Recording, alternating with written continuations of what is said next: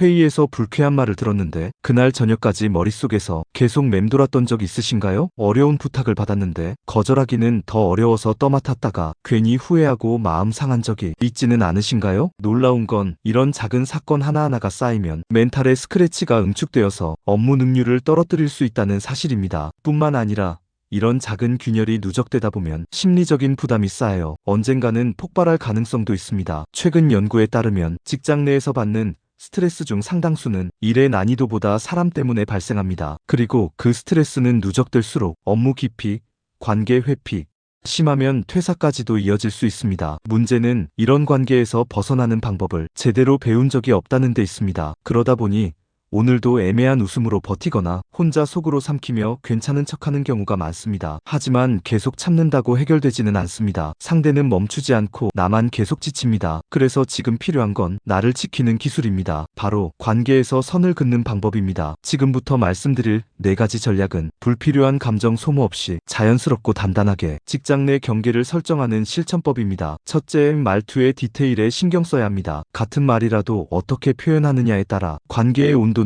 달라질 수 있겠죠. 예를 들어 그건 제 업무가 아닌 것 같습니다는 말은 정답일 수 있지만 방어적으로 들릴 수 있습니다. 이럴 땐 혹시 이 부분은 누구 담당인지 다시 한번 확인해 볼게요처럼 상대방이 받아들이기 덜 날카로운 방식으로 말하는 것이 좋습니다. 경계를 설정하면서도 협업을 거절하지는 않는다 라는 인상을 주는 표현이 핵심입니다. 둘째, 평소에 자주 쓰는 문장을 정리해 두는 것이 도움이 됩니다. 예기치 못한 상황에서는 단호한 말을 하기 어렵기 때문에 미리 준비된 문장들을 머릿속에 익혀두면 훨씬 수월하게 선을 그을 수 있습니다. 예를 들어 그건 다음 회의에서 함께 논의하면 좋을 것 같아요. 오늘은 조금 정리가 필요해서 내일 말씀드릴게요. 이건 제 스타일대로 정리해보고 공유드릴게요. 와 같은 문장을 자주 활용하면 불편한 상황을 피하거나 무조건 답하지 않고도 관계를 유지할 수 있습니다. 셋째, 비언어적인 신호도 적극적으로 활용해야 합니다. 메신저 회신 속도, 이메일의 말투, 사적인 요청에 대한 응답 방식은 모두 내가 어떤 경계를 갖고 있는지를 보여주는 신호입니다. 예를 들어 퇴근 이후 업무 메시지에 즉시 응답하지 않고 다음날 오전에 정리해서 회신하는 것만으로도 상대방은 내 업무 시간을 자연스럽게 인식하게 됩니다. 말보다 비언어적 행동이 더 오래 남는 경우도 많다는 점을 기억해야 합니다. 넷째,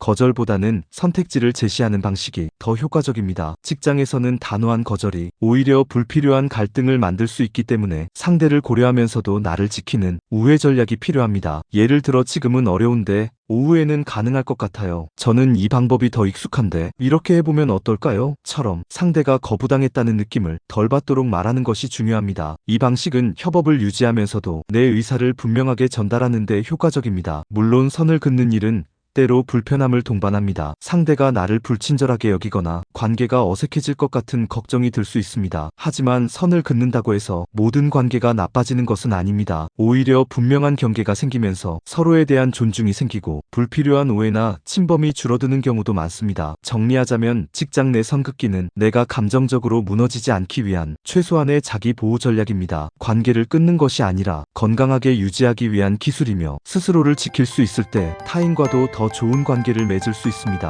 오늘 하루 아주 작은 말투 하나라도 선 긋기를 연습해 보시길 권해드립니다. 그것이 반복되면 어느 순간 더 편안한 직장 생활이 가능해질 것입니다.